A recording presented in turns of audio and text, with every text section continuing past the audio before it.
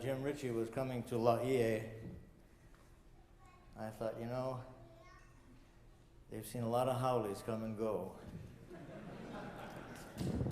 I just broke that. I've seen a lot of Howleys come and go at this institution, but I didn't think they would be ready for Jim Ritchie. He is really weird. But I'm sure you have come to love Jim Ritchie as Gail and I have. Brothers and sisters, it's nice to be able to address you as brothers and sisters. If I slip and call you ladies and gentlemen, don't be offended, but I usually speak in great and spacious buildings around the world. And it's nice to be here. I've spoken on this stage many times in the past. Because I never know if anybody's going to come hear me, I usually bring my own audience with me. And so I'd like to introduce my own audience today. I have some dear friends with us here today that I would like you to know, who exemplify exactly what Brother Ritchie was just talking about. First, I'd like to have Maury and Lillian Hirotani. Stand. Will you please stand and be recognized? The Hirotanis, Maury is a... Maury is a retired Baptist minister who has spent his life serving the Savior throughout the South Pacific, has an amazing record of serving his fellow man all over the South Pacific. And dear friends, I'd like to introduce Lloyd and Lois Sueda. Lloyd, stand up. Lloyd and I graduated from University High School in Honolulu.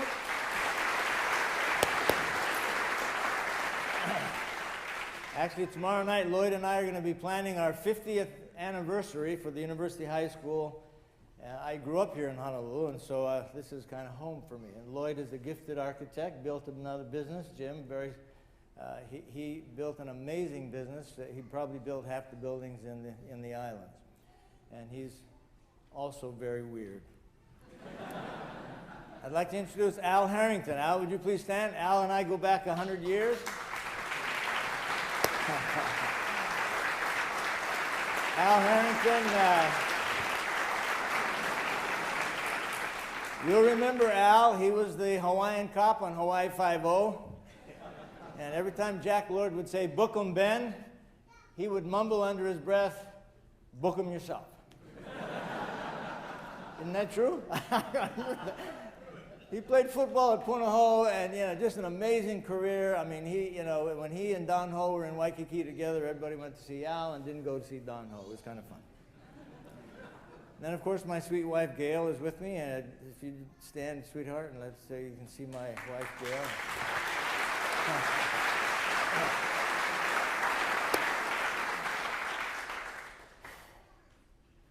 We're going to try and accomplish in about 45, 50 minutes what normally takes 3 hours. Are you excited? I'm going to ask you to do 3 things for me. If you'll do 3 things for me, I'll promise you a major increase in your personal productivity and organization. The 3 things you've got to do for me are these. Number 1, I'm going to ask you to take notes. If you've got something to take notes with, get it in your lap.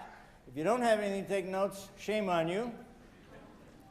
Find something to take notes on. I'm going to be very specific about what I ask you to write today. Number 2, I'm going to ask you to think about what you've written in these notes for 36 hours. Just think about it. Number 3, I'm going to ask you to teach one other person what I've shared with you and you've written in these notes. Share with one other person within 48 hours of now what you've written in these notes. It can be a friend, associates, grab somebody off the bus. One other person. If you do those 3 things for me, I'll promise you a marked change in your productivity and organization and how you live your life. Because I've been involved in time management for a lot of years, a lot of people think, well, he's going to talk about time management. By the way, just for my interest, how many of you ever heard of a Franklin planner? May I see a show of hands? I'm excited.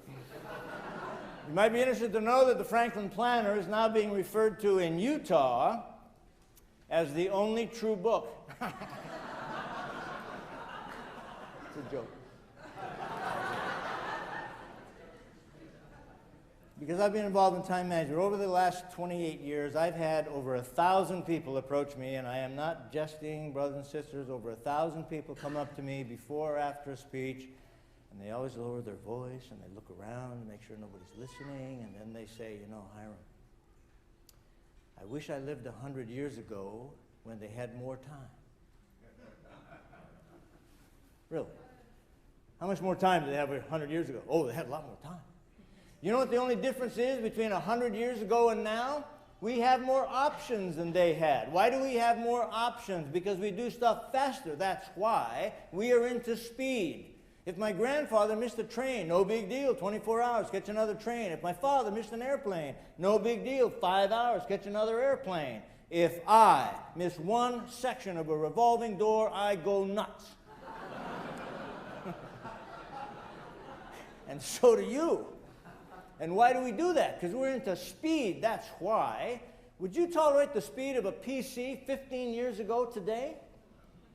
Do you remember the old dot matrix printers, you know? And we stand there in awe and watch those suckers spin. Remember that? You wouldn't tolerate that today. Now I'm going to make a statement. If you don't remember a thing I say today, you remember this statement. I'm going to say it twice, so listen first, and then while I say it the second time, you write it. The basic principles that help a human being become more productive and effective have not changed for 6,000 years. Write it. The basic principles that help a human being become more productive and effective have not changed for 6,000 years. Every generation has to rediscover these principles. We write books about them. We give new names to them. A good friend of mine wrote a book, 7 Habits of Stuff. I wrote a book, What Matters Most. Read either book. There's not a new idea in either book. It's criminal, really. We make money at that stuff.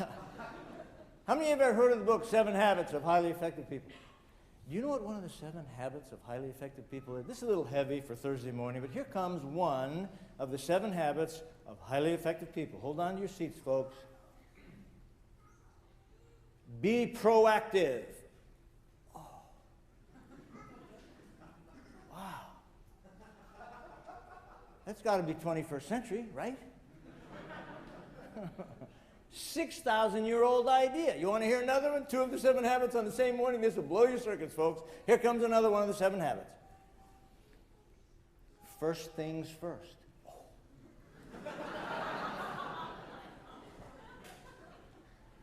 Makes the hair stand on your head, right? If you had hair. 6,000-year-old idea. And a guy named Covey comes along, puts 7 of them together, and says, these are 7 habits of highly effective people. And the world goes nuts. 17 million copies. 78 foreign language translations. Now, what's the magic? There's magic. What's the genius? Stephen Covey is a genius. You know, they hook him up to a computer at night, put these things on his head. The next morning, there's a new book on the bed. Really. Hate him. The magic was putting the 7 together. The magic was how they are taught for the 21st century. But the basic principles, folks, go back a very long way. Now, the reason I make a big issue of this is what I'm going to be sharing with you today happens to be really old stuff that just happens to be very relevant for today. Now, why do I make an issue of that? You know what has not changed in the last 100 years or 1,000 years? You and me, we haven't changed. The human being hasn't changed. We still have to go to the bathroom 2-3 times a day. You get as old as Al Harrington, it's 9.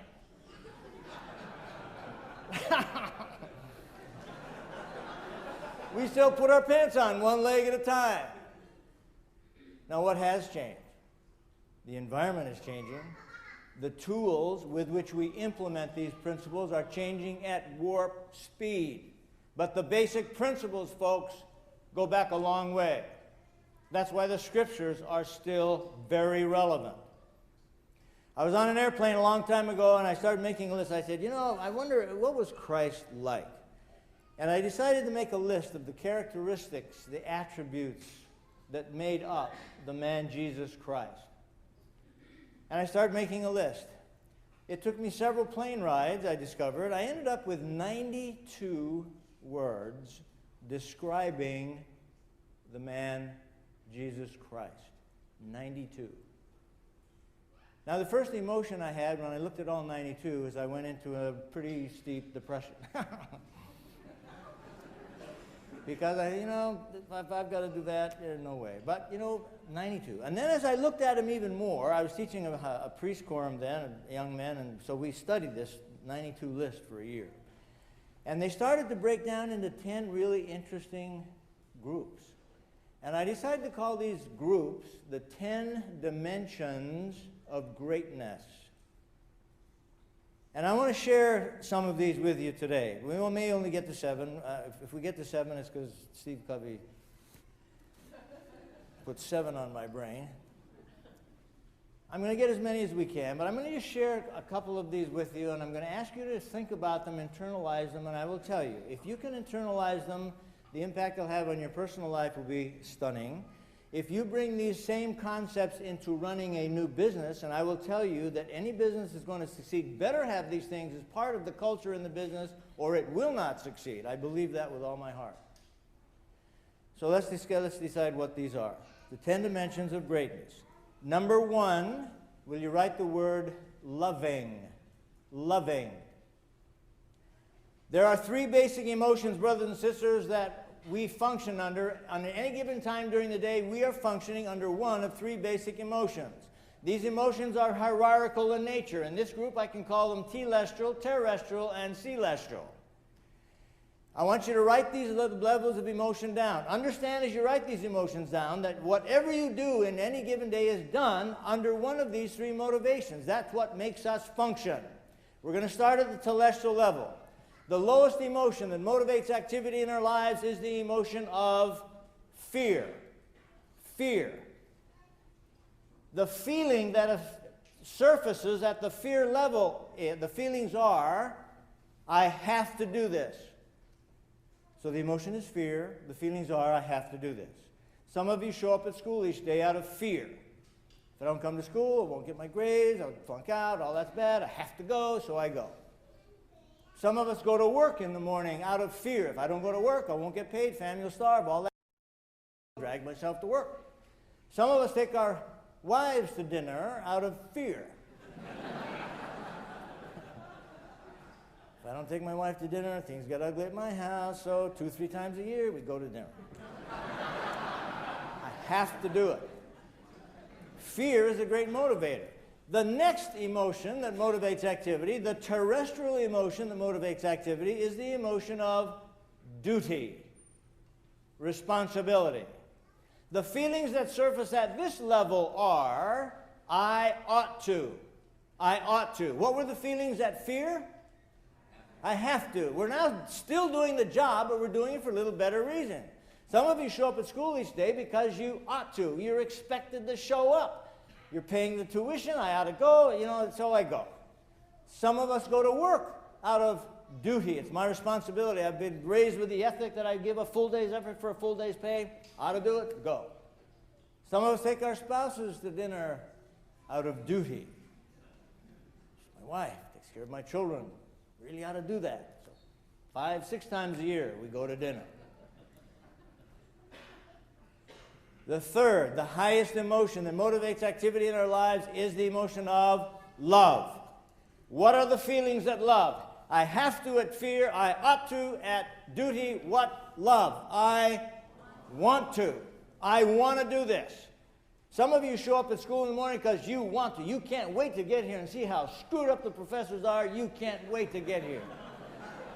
Some of you go to work in the morning. You start business because you want to do it. You can't wait to get there and fix whatever's wrong. Some of us take our spouses to dinner because we love them. And so every Friday night, man, we go out and we have a date and we do a dinner. Now, if you want a really sobering experience, folks, the next time you're doing anything, mentally step back from it for a moment and ask, which of the 3 emotions is motivating me to do what I'm doing right now? What do you think you'll find in any given day?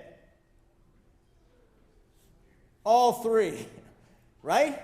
You're going to find stuff you're doing because you have to, some because you ought to, and some because you really want to. Miracles happen at the want-to level.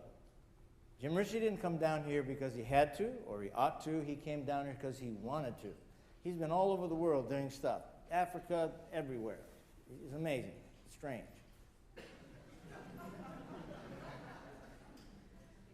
All right, that's the first one. The Savior didn't do what he did because he had to or he ought to. He wanted to do it. All right, here's the second dimension of greatness, character. I'm going to ask you to write a definition for character. This is not a definition comes from the dictionary. This is Hyrum Smith's definition. Why? Because I had to have one that was simple that I could understand. I've checked it with dictionary people and we're kind of okay. All right, here we go. Listen first and then write it. Character is the ability to carry out a worthy decision after the emotion of making that decision has passed. Write it. Character is the ability to carry out a worthy decision after the emotion of making that decision has passed.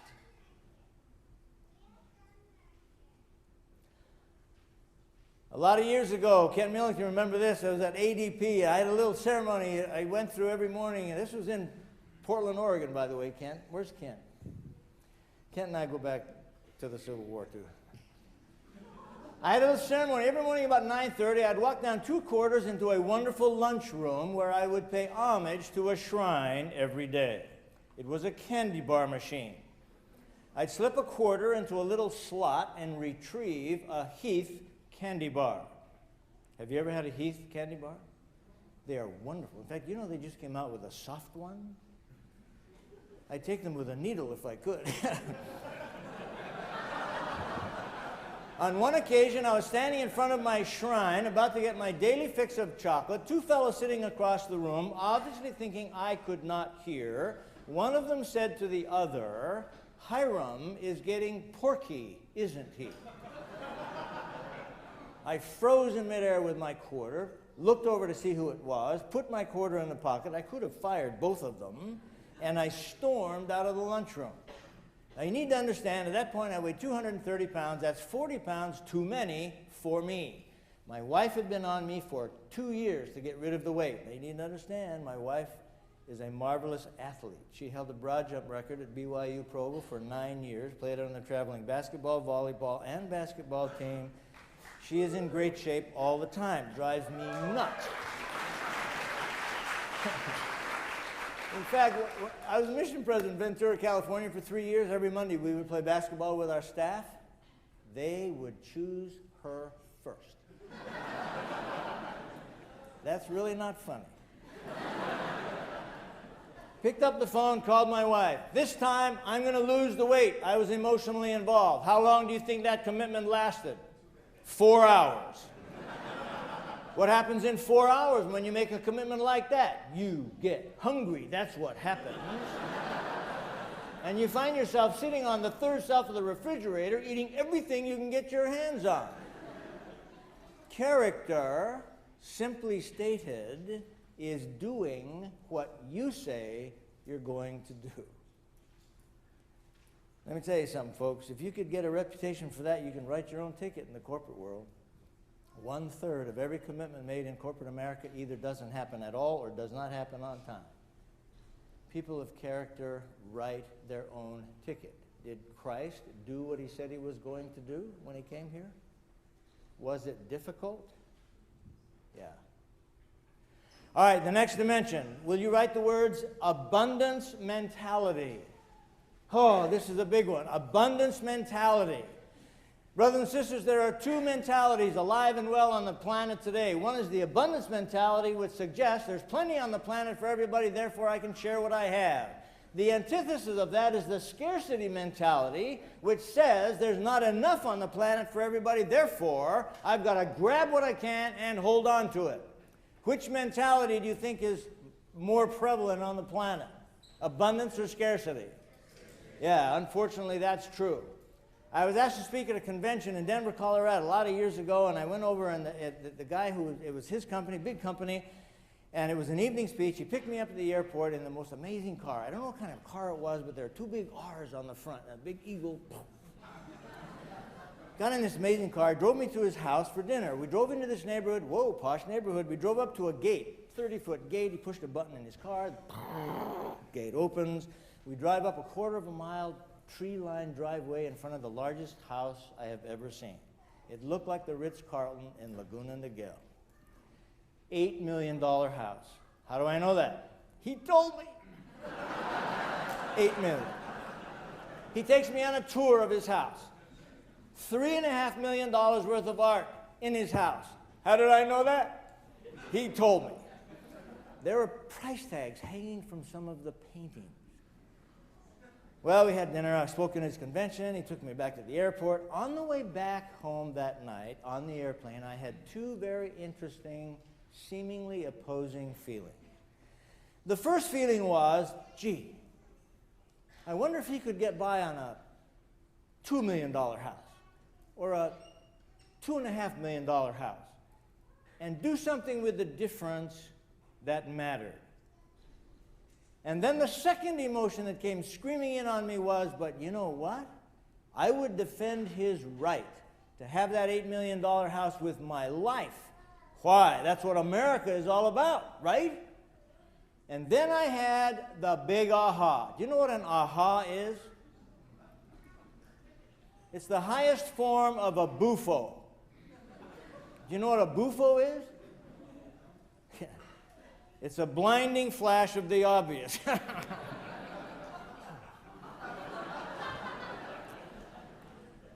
My buffo was this. The minute you are able to stand in front of a mirror and honestly say to yourself, I have sufficient for my needs, at that point, you are wealthy. Why? You don't need any more, that's why. And if you are creative enough to create more than is sufficient for your needs, the difference between what is sufficient for your needs and what you have isn't yours.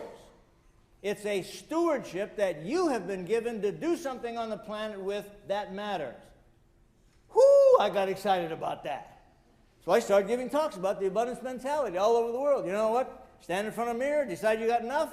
When you have enough, if you have more than enough, that's not yours. You got to do something with it. Oh, what a great talk it was. This is an easy talk to give when you're broke. Why? Because you're talking to somebody else, right? You're talking to the fat cats. Well, on June 3rd, 1992, I found myself standing on the floor of the New York Stock Exchange. My wife was there, my children, their spouses were there. 9:15 in the morning, up on the big board. I don't know if you've ever been to the New York Stock Exchange, but it's bedlam. It's very noisy. You know, you can destroy Brazil by raising a piece of paper in the... Anyway. All this noise, and all of a sudden, FNQ was the original one. Franklin Quest came across the big board, $16.50. And I began to sweat. And I did a quick mental calculation of the number of shares that I owned in my company times $16.50.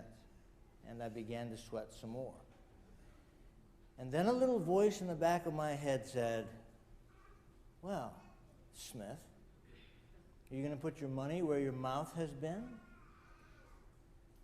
You know, I gathered my family around. It's noisy down there. So I gathered my family around really close, and I said, you know, I'm having a really bad experience here. I just got, gone through that. I think we have more than is sufficient for our needs, and I've been going around the world telling everybody, hey, if you got sufficient for your needs, and then you got more than that, you ought to do something with it that matters. You know what, folks? I think we got more than is sufficient for our needs. Well, my wife and I stood there that morning on the floor of the New York Stock Exchange, and we made a commitment in the presence of our children. And the commitment is that we would die broke. My children were not excited.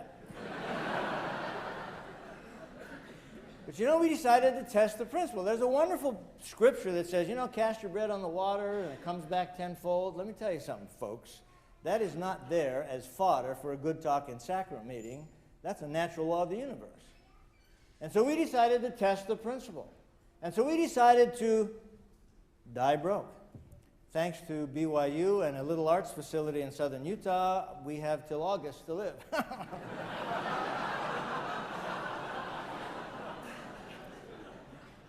That's really not that funny when you think about it. But you know, what we've done with the difference, you'll probably never know, and the main reason for that is it's none of your business. But we've tested the principle. And I'll tell you something, folks. If you can find the time, stand in front of that mirror, ask yourself, do I have sufficient for my needs? I guess one of the reasons I loved growing up here in the islands is I grew up with the people that had sufficient for their needs when they had nothing. The happiest people on the planet, in my opinion, are the Polynesian people. They got nothing. We had an old friend, George Iona. He just died 3 or 4 weeks ago, 5 weeks ago, Gail. Hawaiian guy, knew him a long time. His wife died 21 years ago. I called him on the phone. I said, George, why don't you come spend a couple weeks with us? He didn't have any family. Hey, I'd love to do that. So he came up to St. George to spend 3 weeks. He stayed 21 years. We adopted him. He sent his stuff up COD. I mean, that's the way the Hawaiians do it. You know, I'm moving in. And we just buried George. And you know, George was an amazing guy. He had sufficient for his needs. Happy guy. Now, when you get out of this institution, you're going to do something. Find out what is sufficient for your needs. Maybe just time. Maybe the bicycle you stole from Jim Ritchie. Give it to somebody else.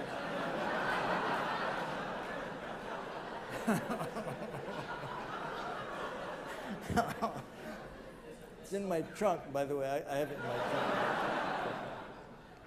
All right, that's the abundance mentality, folks. Think about it. Do something about it. It'll change your life. All right, the next dimension we're going to talk about. Which one do we want to do? How much time have I got, Jim? When am I supposed to be done? 5 to 7 minutes? Really? Let's vote. I'll tell you what, if you get done before I do, you're excused. All right, the next one is mentally tough. Write it down, mentally tough. Was Christ mentally tough? Oh, yeah. Let me share this experience with you. About 3 weeks after 9/11, I got a phone call from Rudy Giuliani. I met Rudy, Gail and I met him at a dinner in 1987. We were given an award by the Federal Investigation Association, long story. Good guy. He said, Hyrum, we got a lot of people in pain here in Manhattan because what happened on 9/11. Would you and your partner, Steve Covey, come to New York and put on a seminar for the families affected by 9/11? We got a lot of pain here. I said, hey, we'll do it. He said, Hyrum, can't pay you, just like Jim Ritchie, can't pay you. But would you come? We Midtown Sheraton Hotel is going to put you up. They're going to donate the ballroom. Would you come? Hey, we'll be there. We flew into New York on the 18th of October, 6 weeks after 9/11. I've flown into Manhattan many, many times. This time was different. The World Trade Center was gone. Lights, smoke, it was gone. At 5:30 the next morning, Rudy had arranged a tour for Stephen Covey and myself of Ground Zero. You couldn't get anywhere near Ground Zero at that point. Why? 1,600 policemen had cordoned off Ground Zero. We went through 4 checkpoints to get down there. 5:15 in the morning, we're standing in front of Ground Zero. I've spoken many, many times in the World Trade Center. Today was different. I was standing on 15 feet of compacted debris. The hole was immense. You could put this university in the hole. The policeman who was our escort, he was all animated. He was excited. He said, guys, I was here that day. I was standing over there. He got all animated. He said, I was right there. He pointed like this, and he said, all of a sudden, I heard this big boom, and I looked up, and all this stuff came flying out of the World Trade Center. He said, it looked like paper at first. Then it started hitting the ground. It was 50-foot I-beams killing everybody it hit. He said, I watched 34 people jump from the tower. 4 of them were holding hands when they jumped. I watched 8 firemen lose their lives on the ground because people fell on them. And I'm sitting there thinking, oh my gosh. And then he looks at me and he says, Mr. Smith, how many computers do you think there were in the World Trade Center? I said, 50,000 people worked in the World Trade Center, probably a lot. We haven't found one computer. I said, really? How come? 3,000-degree fire, man, and it's still burning. And while he was talking, a crane pulled an I-beam out of the rubble, dripping molten steel at the bottom. Well, then he finished his story. He said, I thought I was going to die. The second tower came down. I got it over in a truck right there. Boom. That ended the morning. We come back up there. I'm a mess. Literally, I had to shower. It's covered with soot. Steve and I come down to this ballroom designed for 1,800 people. 2,400 people jammed into the ballroom at Midtown Sheraton Hotel. This program starts by 2 firemen and 2 policemen dressed blues marched in with the American flag. Well, that wiped me out. And then the Harlem Girls Choir marched in. 60 young women got up there and they sang 3 patriotic songs, blew the roof off this place. I was a total mess. I'm bawling like a baby over here. Good thing Covey spoke first. So Covey does his thing. Well, then I worked my way up there. I had to step across bodies to get to the front where the microphone was. Before I could open my mouth, about halfway back in the auditorium, a fireman in his dress blue uniform jumps out of his chair, shouts at me in front of all these people and said, "Mr. Smith, are you going to tell us how we get out of bed in the morning when we just don't give a darn anymore?" That's how it started. This turned out to be one of the toughest, maybe the most rewarding speaking experiences I have ever had. And I said these words to that fireman, and I want you to write these words right under the words mentally tough. These are the words I said to the fireman. Pain is inevitable. Misery is optional. Pain is inevitable. Misery is optional. And then I said to that fireman, I said, now what point am I trying to make, folks? I said, the fact is, bad things happen to good people. Do they not? Yeah. Kids die in car accidents. Tsunamis wipe out villages. Markets crash. People lose their 401ks. Cancer hits at weird times. Bad things happen to good people. I said, the fact is, folks, we are not going to get through the mortal experience without some pain. How we choose to deal with that pain is ultimately a measure of who we are. And then I said, I will never minimize or belittle what happened here on 9/11. It was bad. But I said, just for a minute, I want you to compare what happened here on 9/11 to what's happened on this planet in the last 150 years. And let me tell you something, folks. What happened here on 9/11 doesn't even come up on the scope of ugliness in comparison. Does it? I said, let's go back to June 6, 1944. Now, let's go back to June 5th, 1944. Eisenhower is in a bunker in England with his generals. He wrote about this in his memoirs. You know what he said to those guys? He said, gentlemen, we got to throw more kids at that beach tomorrow than they have bullets in the bunker. And you know what they did the next day? They threw 200,000 kids at that beach. And do you know what happened? They ran out of bullets in the bunker. And they took the beach. Eisenhower estimated within 500 how many he would lose that day on the beach. They took the beach. How often do we reverence that? How often do we reverence the killing fields in Cambodia? Maury can tell you about that. How often do we reverence what's going on in Africa right now? Pain is inevitable. Misery is optional. Folks, some of the most serene, magnificent people I have ever known are people that have had to go through excruciating pain, but decided not to be miserable. And that's the way the American people have always been. You know what? 6 months after 9/11, you couldn't buy a flag in America. And for the first time in our history, it was okay for a man to cry. Is that cool or what? All right, I'm out of time. I got to do one more. Can I do one more? I got to do this one because I've learned a lot about this in the last several years. The last one is forgiveness. You think that's a business principle? Forgiveness. Did the Savior know how to do that? Yeah. Do we know how to do that? I don't think so. I'd like to suggest to you, brothers and sisters, that we perpetuate a myth in the church and in the American culture. And the myth is that real forgiveness requires forgetting. And I would like to suggest to you that that is the biggest pile of garbage I have ever heard. There are only two beings in the universe, I think, capable of forgetting our transgressions. That's God and His Son, Jesus Christ. You and me, Here's my philosophy on forgiveness. I believe, brothers and sisters, that real forgiveness requires remembering. and in remembering, deciding that it doesn't matter anymore. Am I making sense here? Deciding it doesn't matter anymore. Let me give you the most poignant example of this I have ever witnessed. I've chased battlefields all my life. I don't know, I'm weird about battlefields. I've been all European battlefields, Civil War battlefields. There's one battlefield that has always been amazing to me, and that was the battle that took place on a little island 600 miles off the coast of Japan called Iwo Jima. Iwo Jima was probably the worst battle in the Second World War. We needed that island because there was an airfield there, and it was 600 miles from Japan, and we wanted to bomb Japan, so we had to have the airfield. We thought there were 12,000 Japanese soldiers on Iwo Jima. Turned out there were 22,000. We bombed the island for 4 months. We thought we'd annihilated life on the island. We hadn't killed anybody. Why? Because they had dug 16 miles of tunnels all throughout Iwo Jima. They weren't on the island, they were in the island.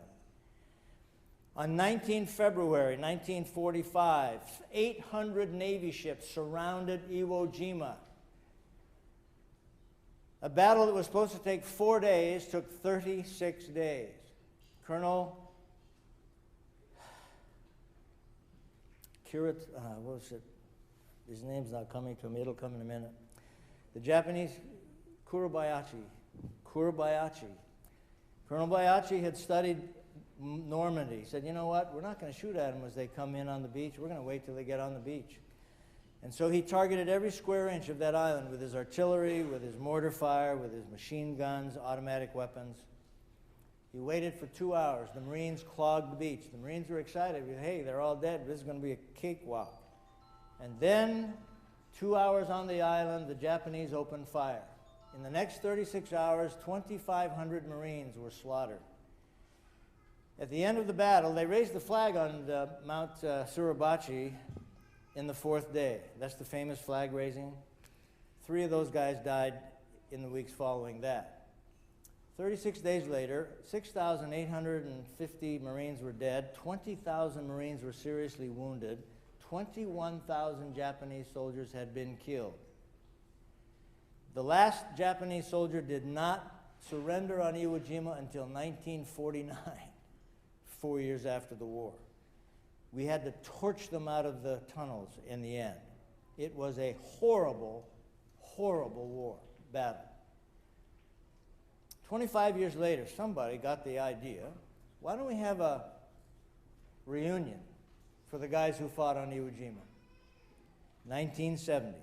So this group, I'm not sure who they were, I watched this on PBS, it was an amazing thing, sent a letter to the survivors, the Marine survivors. We're going to have a reunion on Iwo Jima. We're going to invite the Japanese survivors. Wouldn't you like to come? Well, what do you think most of the Marines said?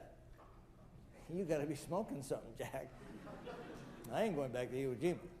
But about 180 guys decided, you know, I want to go. About a similar number of the Japanese survivors decided, I think I want to go. And so they got in the airplanes and they flew to Iwo Jima. They filmed this. It was shown. I watched this in a hotel room. I don't know where it was. It was in a hotel room. And the planes landed, and the Marines lined up on one side of that airstrip that they had fought for 25 years earlier. The Japanese lined up on the other side. And they stood there for a long time, just looking at each other. And then, all of a sudden, nobody said anything, cameras are running, these guys ran across the runway and embraced, and they hugged, and they wept, and it was over for them. 25 years before, they had been ripping each other's guts out. Now, do you think any of those guys will ever forget what happened on Iwo Jima? I don't think they are required to. I think they need to remember. And in remembering, deciding, as they did in that flash of magnificence, it doesn't matter anymore. People have been through divorce. Think they'll ever forget how ugly that is? No. Should they forget? No. I think they need to remember and then decide it doesn't matter anymore. I will tell you, folks, if you can master that, if you can decide that all the garbage that's happened to you in your life doesn't matter anymore, remember it. Remember what it did to you. Remember how you felt. And then decide. You'll win. I will tell you, you'll win. I just bear my testimony to you, folks, that those 92, and I'll send those 92 to you, and you can drop them from airplanes around La Ie, and everybody, you got to look at them. 92 words like that describe the man Jesus Christ. When you talk about walk with me, how about walking with him? Walk in his shoes. Decide that you're going to be like him. Internalize the principles that made up him. And I will tell you, whatever you choose to do, whether it's to work for a company, build your own company, whatever it is, you will be so successful, it'll blow you away. There are scriptures all throughout the 4 standard works that say, you give your heart to the Lord and you will be successful in anything you choose to do. Now, that's paraphrasing a little bit, but that's what it says. I challenge you to do that, and I bear my witness that that's true in the name of Jesus Christ. Amen.